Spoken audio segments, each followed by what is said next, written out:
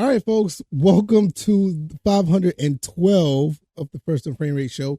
Let me tell you something right now. This is going to be a long one. This is going to be a pretty long episode. So if you guys want to stick around, I really, really would appreciate it because there's a lot of information going on here. This press conference that Terry Fontenot and Arthur Smith put together was very informative. There's a lot of information here.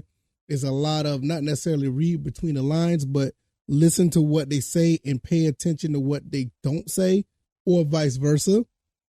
It's a lot of information here where you kind of get the sense of where this organization is going. We're in a situation now where all the turmoil that has happened in the last 2 years is finally starting to clean away off the table. There's a lot of things that was happening in the first couple of years is finally going to be out of the way. We're going to have some cap space. We're going to be in situations where we could be aggressive in actually getting players that we necessarily, can afford. There's a lot of stuff that's going on with this, with this organization where we're looking at possibly being one of the more respected teams in the NFC. And I know that's going to be pretty difficult because a lot of the media don't even look at us anyway. But Terry Fontenot and Arthur Smith is going in the direction where they're going to force people to look at us. And it all starts with what they're about to do in this press conference. We have to understand that we have almost $70 million in cap space, possibly more, because I don't see Marcus Mariota coming back. So that's $12 million that we don't have to worry about.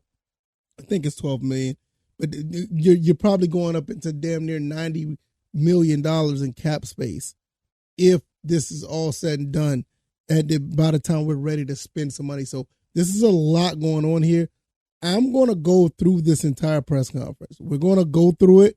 We're going to have some real reactions and small conversation throughout the questions and answers, because I want to hear from the horse's mouth of what this team's trying to do. There's a lot of speculation out there.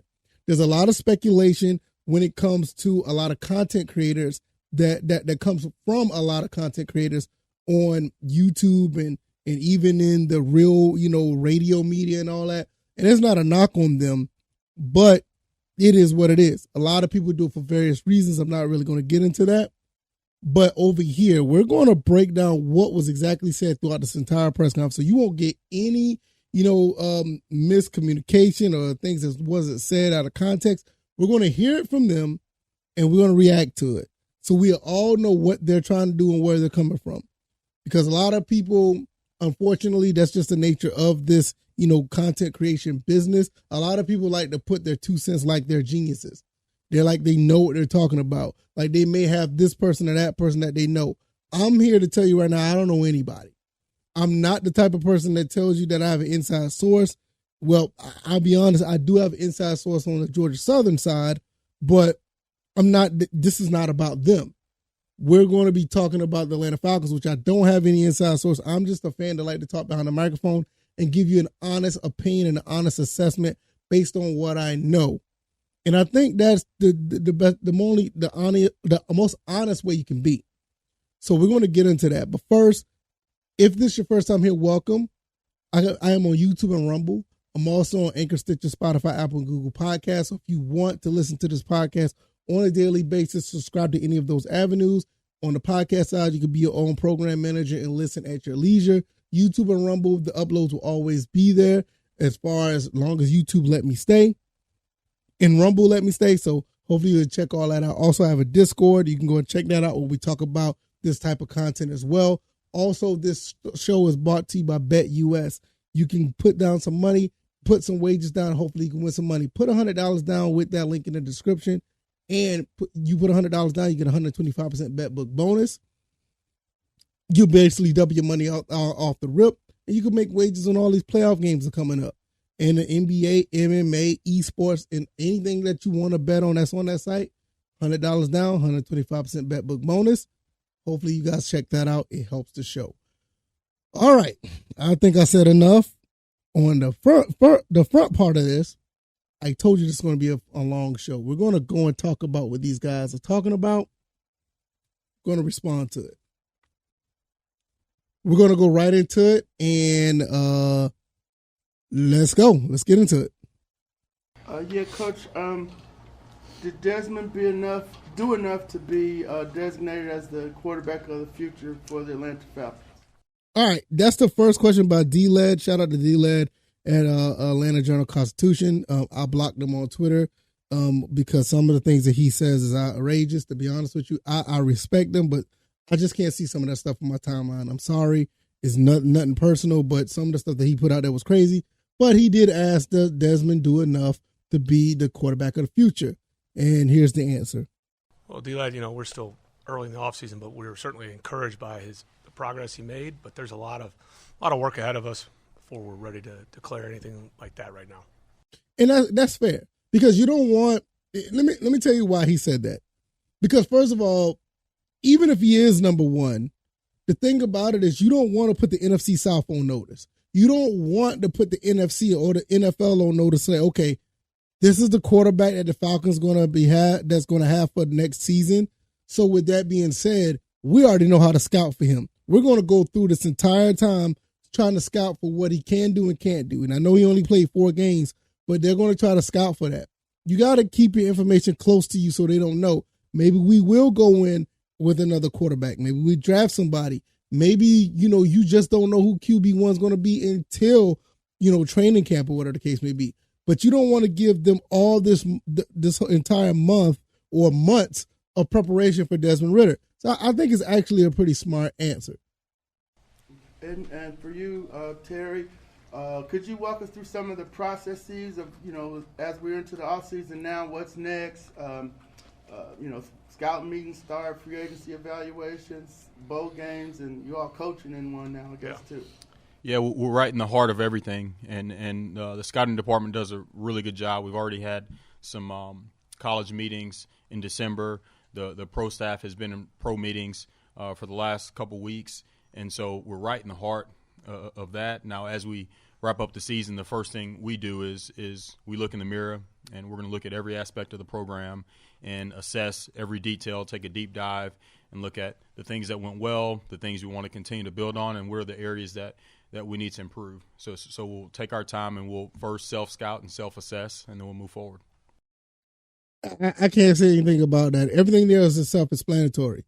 But one thing about I would like to say about it is they already, one good thing is that they're going to be coaching a college game. That's pretty neat. I think them and the Patriots, whatever the case may be. So it's going to be a lot of good football minds there with Belichick and his staff, and Atlanta with their staff. It's going to be pretty cool. But it's pretty cool to know that you don't have to have a situation where you're not going to be prepared, because you're just pretty much going in the offseason and going to the next step.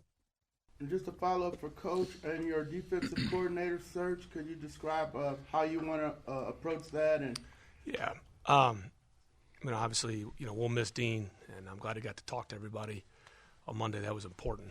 And so we've cast a really wide net, D-Led, and we're going to take our time, which I think is important.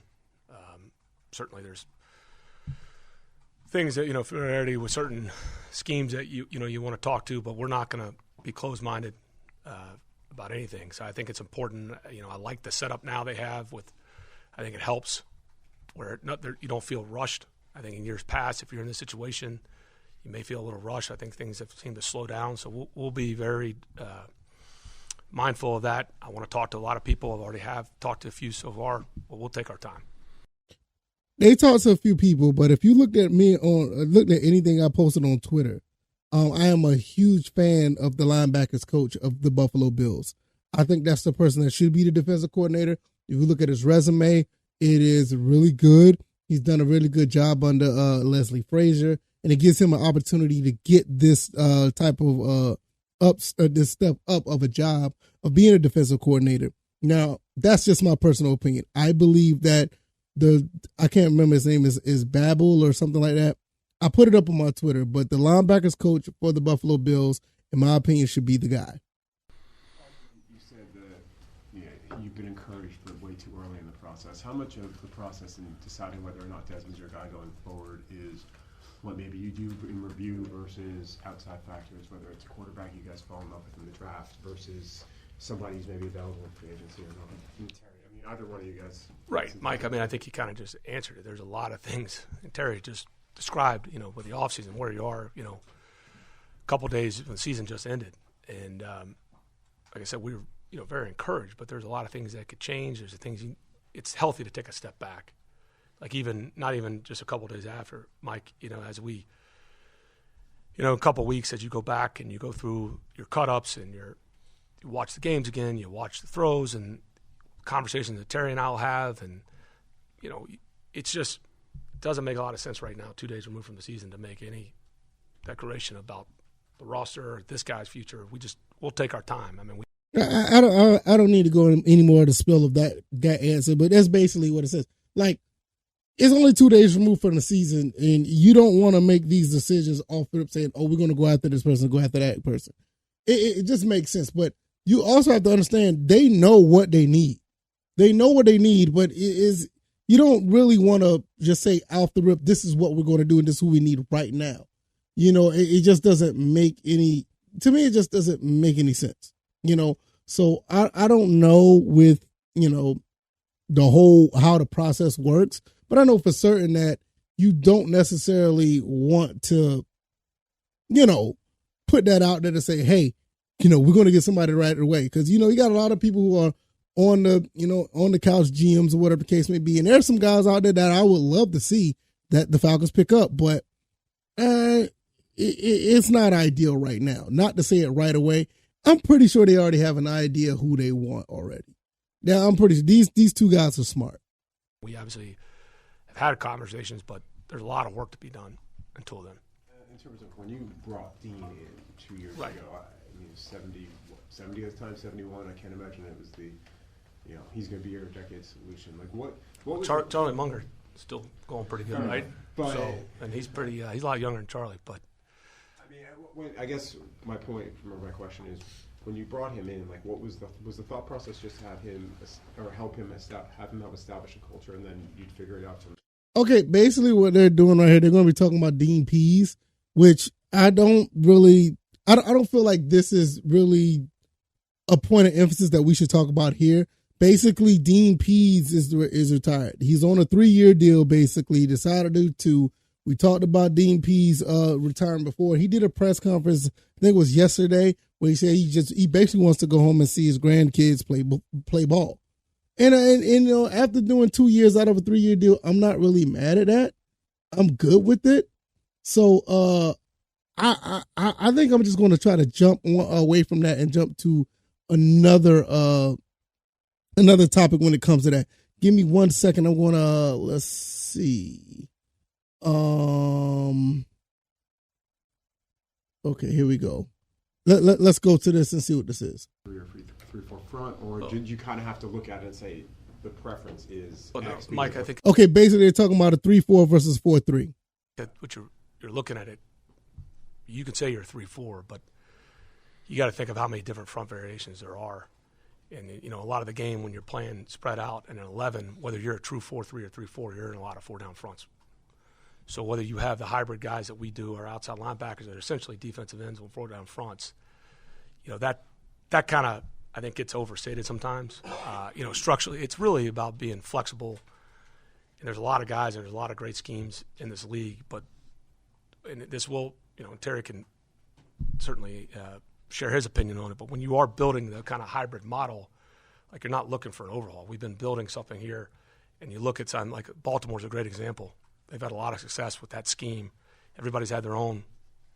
Clearly, they've had a lot of different defense coordinators, a lot of success, and they've tweaked different things of it and made it their own. But the way they've drafted and they've built it, that vision to be able to play multiple and to have guys that are really versatile, that won't change regardless of the play caller is. So that foundation has been built. Okay, with that being said, they're basically not looking for just an edge rusher. They're looking for guys who can be all over the place. And that's one thing that Dean Pease has been talking about ever since he got here. Like I said, and he said that's not going to change. And with that being said, he's just going to continue to just push what they're doing as far as the defense, the way they want to run it, regardless who's coming in. So what they're looking for is defensive guys who can go all over the front 7. not necessarily an edge rusher. And I know that's going to like really rub people the wrong way because people want a bona fide edge rusher, but this is just not what they're looking for. And to be honest with you, it's okay as long as they find guys to get to the quarterback. They don't need one person they don't need one person to do one thing. I'd rather for them to get a person that can do a lot of things or up on that front side, whether it be interior, outside, linebacker, wing back, whatever the case may be. This is one of the reasons why Troy Anderson is on the team and D'Angelo Malone is on the team. Those guys can do a little bit of everything. Now, it'll be refreshing to go in there and as we get to more formal interviews and hear other people's perspectives and learn a lot about people, and we'll hire the best candidate. But the way we built, that won't change, Mike. And then Terry can we've had a lot of conversations even while Dean was here. Arthur knows what he wants on defense. Arthur doesn't, as a head coach, as a play caller, he doesn't just stay on one side of the building and just focus on the offense. He's involved in every phase, special teams, defense, offense. So he's involved in every area. And so he knows which he's always known as what structure he wants, what types. He knows what affects him as a play caller and what you struggle with. So he knows what he wants it to look like. And him and Dean obviously conversated a lot, and him and the defensive coaches. So it's not like now we're bringing in a new visionary of the defense and he's going to have a whole different, Arthur really knows what he's looking for, and he'll be strategic in that. When we draft players, we weren't prisoners in the moment, and they're not going to fit. We're drafting players that can be multiple and can fit what we're looking for. All right, stop right there. Once again, two things that you get that from. I said I wanted the defensive coordinator of not defensive coordinator, but the linebackers coach of the Buffalo Bills. I don't know how he lines up with the way Arthur Smith wants to do things, because they just said Arthur Smith wants a guy that he can be on the same page with as far as what he wants. One thing about Arthur Smith, the head coach, this dude run a dictatorship. You can tell by the way he just commands, he just commands and he dictates what he wants. But at the same time, he wants guys to be in line with his vision of the team. And it seemed like what he's been doing so far is pretty much lining up with it. So I don't know how that fits with the linebackers coach of Buffalo, because like I said, that's my guy. That's who I want personally.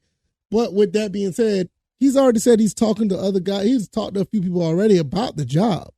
So it's going to be really interesting to see who he brings in for that, because that is really, really interesting. Like I said, it's not about what they say is what they don't say and how they say it. You got to pay attention to a lot of this stuff.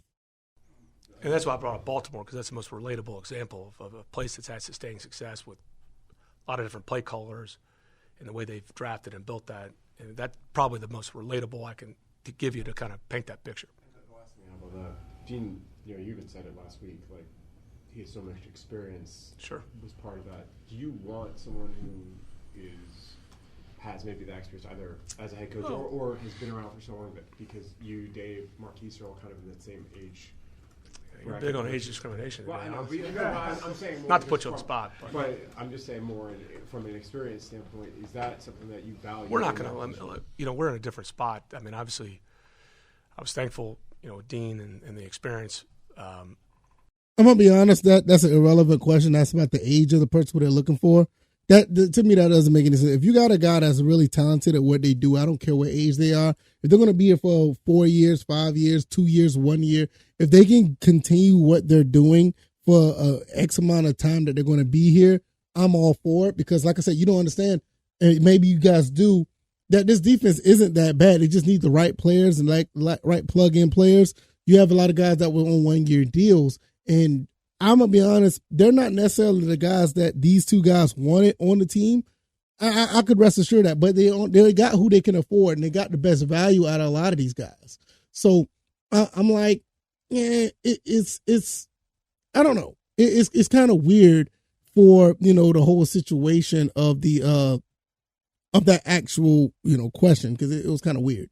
So I'm going to jump to the money side of things, the cap space. So this is going to be a really good question as well. To this point in being able to have the money that you do have to spend this offseason. Yeah, appreciate the question. And it's we're in the next phase of the plan. So we had a plan from the very beginning. Okay, I'm going to start right there. Next phase of a plan. A lot of people don't understand that this team or these two guys coming together as coach and general manager had a plan to go in and try to move some of that cap space, move some of that money. That's why the Matt Ryan situation was the way was what it was. A couple other guys that we got rid of was the way what it was. We re-signed Grady Jarrett and Jake Matthews and restructured their contracts. You know, those the Deion Jones trade, all those things, the Julio Jones situation, all that stuff. You know, that stuff was a bunch of things. Those contracts is a lot of things that these guys did not really want to deal with. We talked about this on a live stream a while back where Arthur Smith and Terry Fontenot really didn't want to have Matt Ryan on the team. And I mean, just be honest, they really didn't want him. It's not because of him, because the money, he was too expensive. Now they're getting rid of that. Now they've gotten rid of that. Now he's talking about the part 2 of the plan. Let's listen. And now we're in the next phase of that. And this is going to be a different offseason than we had the previous years. And yet we're still going to be smart, and we're still going to handle things the right way. We're still going to set parameters and have discipline in everything we do.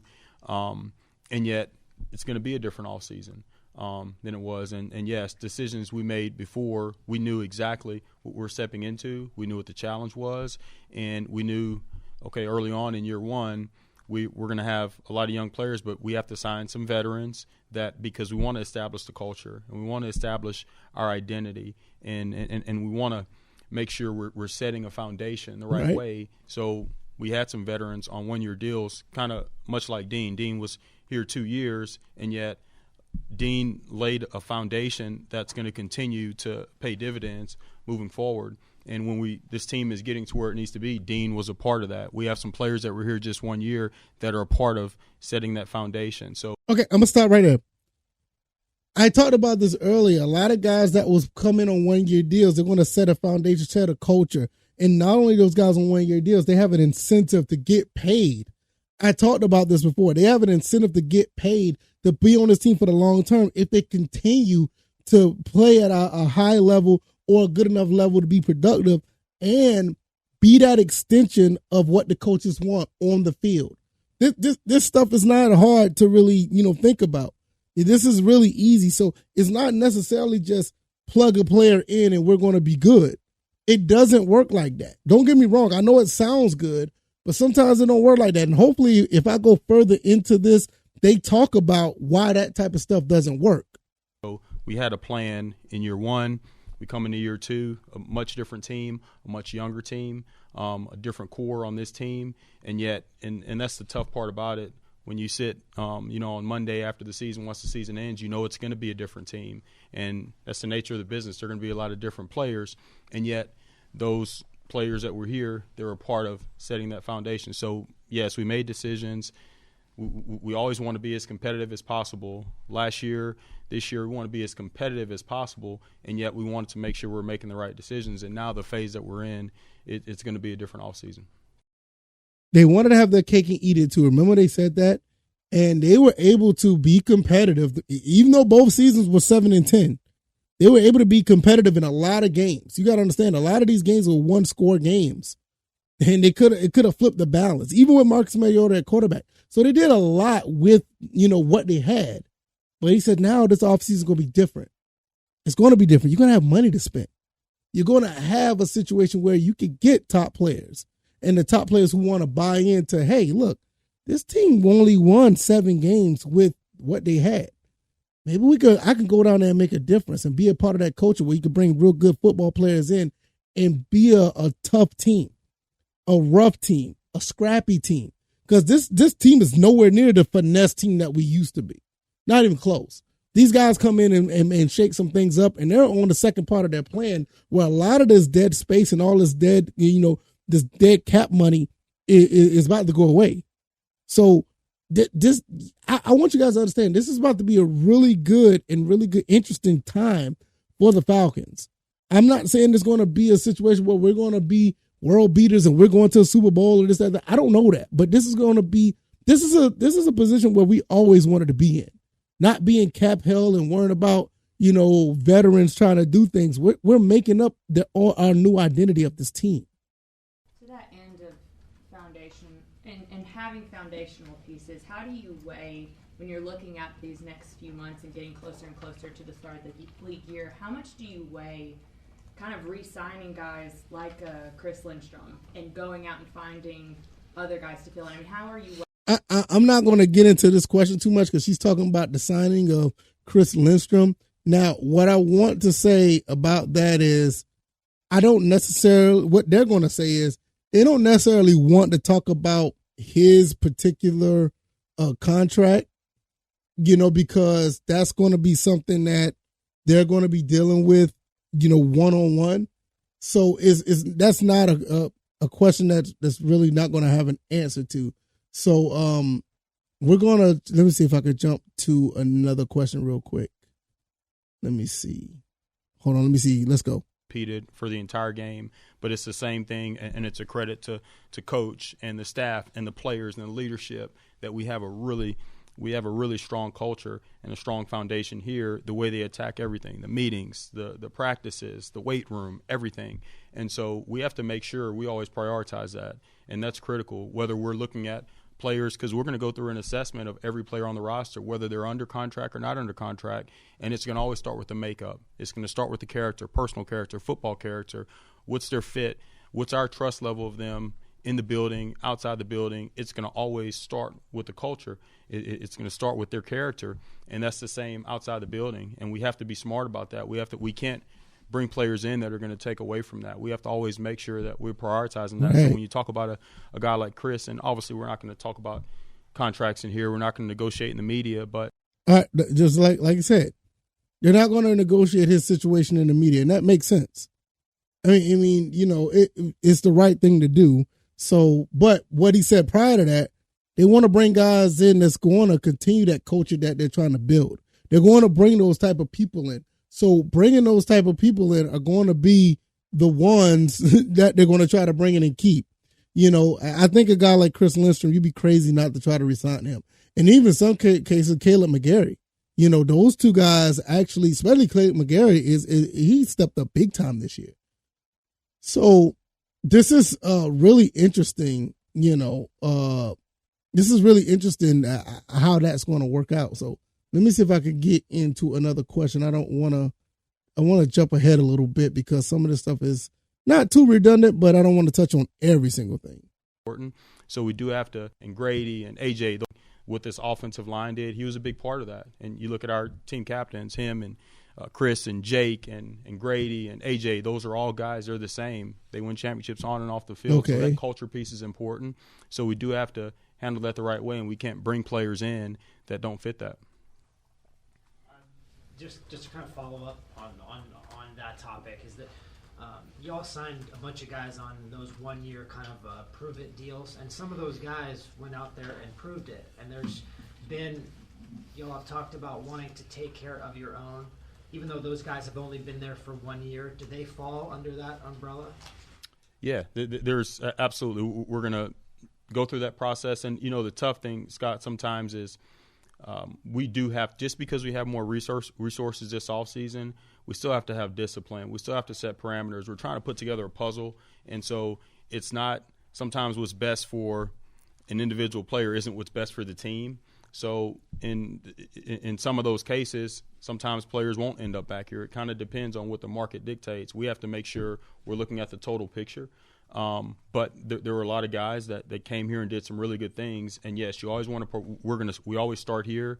We start with our team, and you really want to bring back as many guys as you can if it works out, because they're guys in our building. Because it is hard when guys are outside the building. You want to lean on overlaps and if you have connections some type of way, because it's more risky in free agency when we're bringing players from outside the building when you have a strong culture like we have. So we want to make sure we really look hard at our players. Yeah, that's well said. I don't even have to add anything else to that. I mean, you just want to bring the guys back that are on 1 year prove-it deals. It's another thing that I've been talking about. These are one of the reasons why you want to get the right guys in on 1 year deals, knowing that you're about to double back and have a really good situation with a bunch of cap space. You want to bring those guys in and actually, tell them, look, you play good, you're going to get some money here. So that is something that's really going to be that's really going to be an incentive for a lot of guys that want to play and play tough and actually want to change their lives, not just in the scheme of things as far as monetarily, but just being a good football player and possibly making a run to a championship. And I know that's a little far-fetched right now, but that is something that you may want to think about. I'm skimming through the rest of this press conference. I don't want to go through all 54 minutes, but like I said, it's a lot here. It's a whole lot here. I'll definitely put the link down in the description to actually, so you guys, if you haven't listened to it already, I'm pretty sure you guys have, but if not, you can listen to this whole thing at your own leisure when you get done with listening to me, because I think this is a really good bit of information right here. This is really good. I went back and listened to this like 2 or 3 times, but I wanted to give you a real good reaction to what was said, because I feel like this is what you want. You want to have a situation where you hear from the guys who are actually running the show in the front office, the GM and the head coach. You really can't get more better than that, because there's a lot of speculation out here. It's always that way. But when I look at what's going on here and I sit back and I actually want to, get some information, I try to get the information from them first and give you my thoughts and opinions on it. So I'm about to jump to this other spot right here when it comes to the actual the draft and the type of players that they want. And let's see. Let me get to the question and we're going to jump right into it. Let's see. Where is that question? I missed it. Okay, here we go. Let's see. But when you make those decisions, I mean, there's a process we go through, and a lot of it is about relationships. And, again, everybody's going to put their best foot forward if you're getting ready to hand out a contract. We're well aware of that. He's talking about free agency and the draft. But there's a lot of things you lean into, their habits day to day to make the best decisions, like who this person is. It's not just because of the one meeting or a 15-minute, speed dating. Like, oh, wow, this is where we're going. But there's a lot of things, too, that you can look on, lean on, trust our whole football staff, the scouting, any relationships, the background. A lot of things go into that decision. Before Terry starts saying something, there's basically talking about looking at players who they might want to bring in. They really have to go in and give a real good assessment and understanding who they're talking to, who they're bringing in. Are they going to fit the culture before you decide to sign someone? And Arthur kind of said it, Josh, when you talk about this game, right, getting to be involved in the East-West game or the Senior Bowl or getting to be around these players, or all the information that our college scouts gather on all these players and they start writing a book on those players, it's not just about the specific draft. So you spend all this time on all these players and then you gather information and then you draft the players that you draft and sign the players that you sign. It's not just about that. It's not – we want to be involved in all these exposures because it could be 4 years down the road. It could be later on in the process. Even if you're not able to draft the player, we still have been writing a book on the player. And then, look, a lot of things move around. Players move around. Coaches move around. We're always gathering intel as much as we can on players. So just you're not going to just focus on just a little bit of time you got to spend with them. These players have had careers. And, again, we have a really good scouting staff that have tracked it, and we're going to always lean on any exposures that we had. That is very interesting. So that just goes to show you that the guys who they run into at the Senior Bowl or when they scout these guys, it's not just a situation where they're just looking at them for this moment.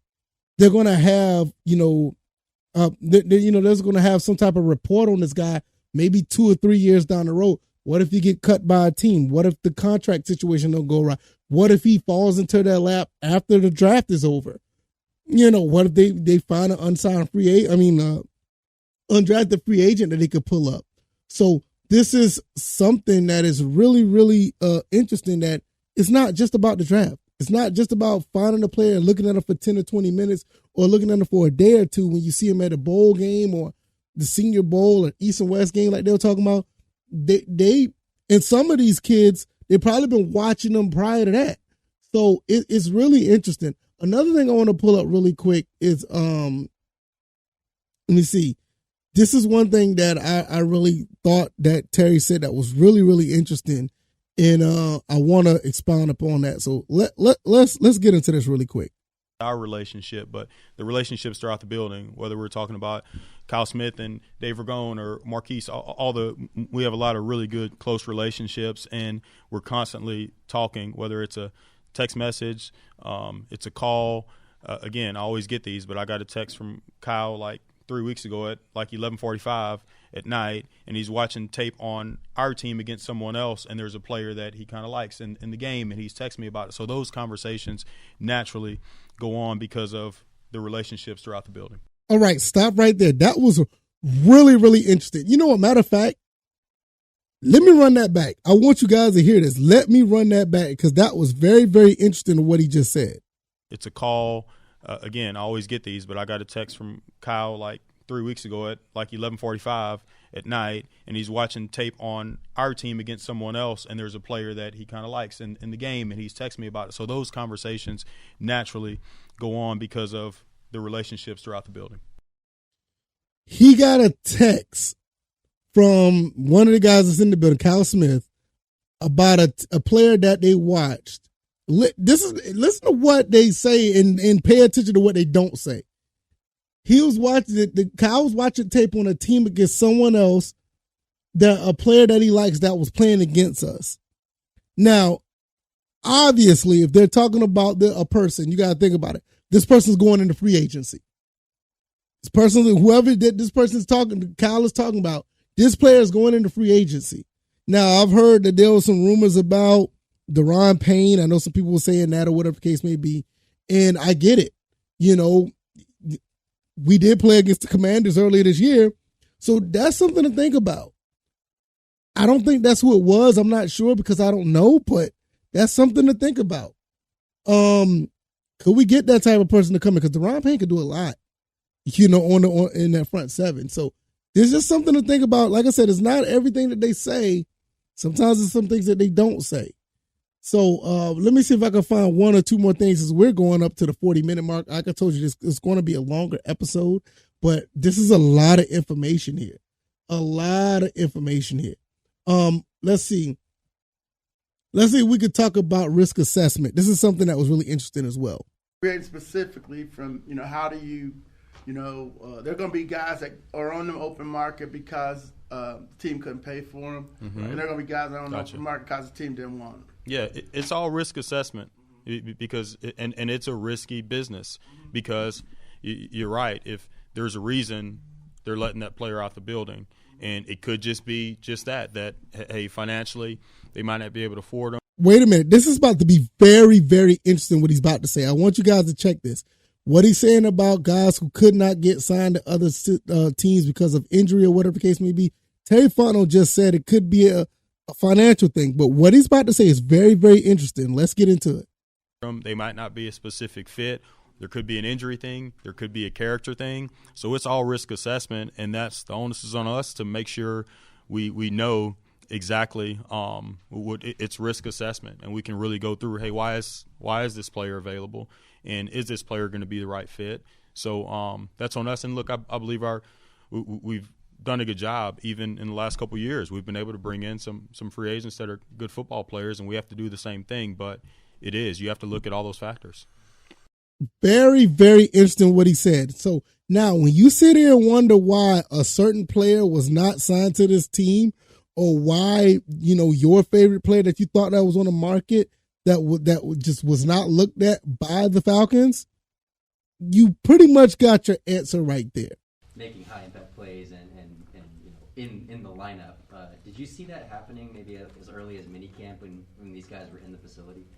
Now they're basically talking about the rookies that coming in the their last draft class. Did you see them make a high impact? I'm not going to sit here and say that they did. That's just a personal, assessment. I don't think they did. I mean, that's a lot to really say that, hey, we knew that they were going to be doing this off the rip. That's a lot. But we're going to listen to the answer and go from there.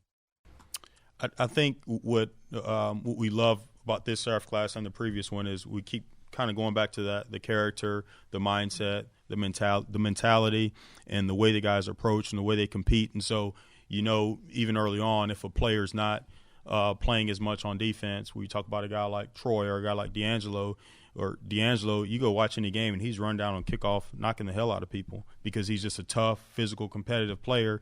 And so because we're not coaches going to play the best players, and we're not going to play players just because they're young, talented. The best players are going to get jerseys. But what you love about this class is even when they're not, their number hadn't gotten called on offense or defense, they're doing everything else that they need to do to get on the field. Even when you look at Drake, like the play I get most excited about in this last game is him digging out, blocking in the run game, and the physicality he plays with. And so I think the mindset of the class, we saw that early on. I'm going to stop this right here. One thing I will say about what these guys have been doing with this draft, they're not looking for players that could do one thing. They want a lot of guys who could do multiple things. It goes back to what I was saying about the multiple things somebody can do on defense. Terry Fontenot and Arthur Smith are sitting here trying to get people or trying to get players, not only like, let's say with Drake London. He said that he loves the fact that Drake London could go out there, run routes, and catch, but he likes the fact that he could block downfield for a Tyler Algier. Same thing with D'Angelo Malone. Yeah, we love to see him go out there and run on, on the pass rush and try to do some things on defense. He said the best players are going to get jerseys. That doesn't mean D'Angelo Malone is not a good player, but he's willing to do other things to stay on the field. Another person who tried their best was Felipe Franks. He tried to go to tight end. You know what I mean? It's really interesting, to see what type of players that they're trying to get. So I'm going to let this run a little bit, and I think that may be everything I want to talk about really quick because there's a lot of other stuff. It's probably about like another 20 minutes of this, but we're going to keep going. Just the way the guys work and the way they compete, and that's why we brought them in. But I think that's the part that you saw early on. It's about development, and so some players develop at different rates, and so some guys might not play as much early on. But what we saw in this draft class and that what we love is the mindset. Following up on that, and this may be kind of too big, but how do you find that? Some people can be really good in interviews and not necessarily be that way in real life. So when you go about asking these guys and talking to them and watching their film, what pinpoints you to be able to say, like, yeah, this is the mindset that we want? Yeah, and it all ties in because when we're assessing a player's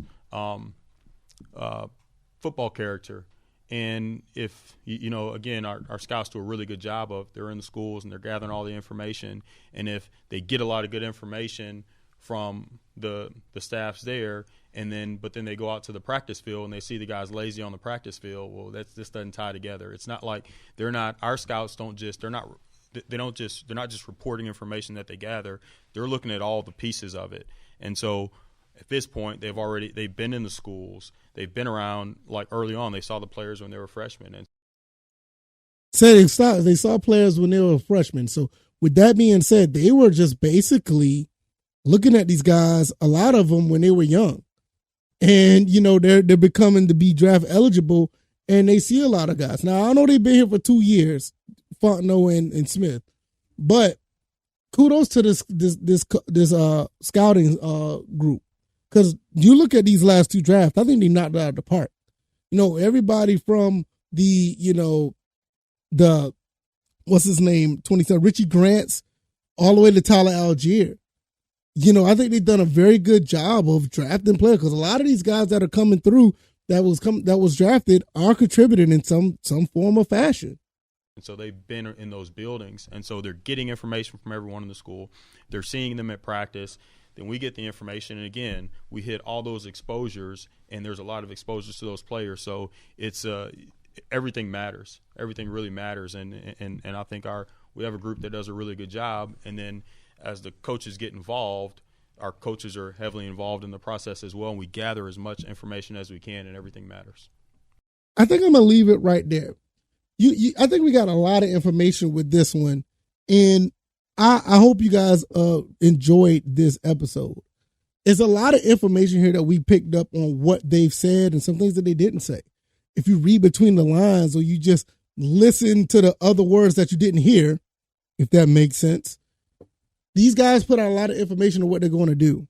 They're going to continue to build what they started. These last 2 years, both seasons, they had no business winning 7 games. But even then, they still was able to be competitive and bring in guys that were actually, good on the football field. And they're going to continue to bring guys in as far as the scouting and what they're going to do in free agency, to bring those guys in that's going to continue to have that culture that they're trying to build. I think Terry Fontenot and Arthur Smith is doing a phenomenal job, considering you wasn't supposed to win 7 games when you lost Julio Jones and you had Matt Ryan basically throwing to nobody. And I'm not, no disrespect to the guys that we have here that's still on the team, like Alamaz Zacchaeus, but but you had Russell Gage and Lama. That's the only 2 you really had. Kyle Pitts did very well, but as far as receivers, you didn't have anybody. But we still managed to win 7 games. Turn right back around. We have the receivers. The receivers didn't play too bad, but we didn't have the quarterback. Marcus Mariota for 13 plus games just didn't do anything for us. And I ain't gonna say he didn't do anything. He did win some games. I will say that, but it wasn't as efficient that we would like. And when Desmond Ridder comes in the last 4 games, he looked pretty good. So I think Desmond Ridder is the makeup of what they want. That's not saying he's going to be QB1, but I think everybody that they drafted is a reflection of what they want to have on this team. From the very first pick that they did pick up to the last one that they have in this last draft. And they're going to continue to do better. I think this was a very informative press conference, and I think we learned a lot. I really do. If you like this podcast, hit the like button, share this podcast, subscribe to the channel if you haven't already. I am on YouTube and Rumble, Anchor, Stitcher, Spotify, Apple, and Google Podcasts. Click that link down in the description for the Discord. Also, BetUS, put $100 down, get 125% bet book bonus. Thank you guys. We are really close to 1,300 subs, and it's all thanks to you guys. It may not mean a lot to a lot of other people, but it's a big deal to me. And I know it's a big deal to you guys because you guys are listening in as well. So we will be back with another episode for 513. Who knows what we're going to be talking about then? But between now and then, this right here is a lot to digest. And hopefully you guys enjoyed this. I will see you guys on the next one. Enjoy your Thursday. You guys take it easy. You guys be blessed. Peace.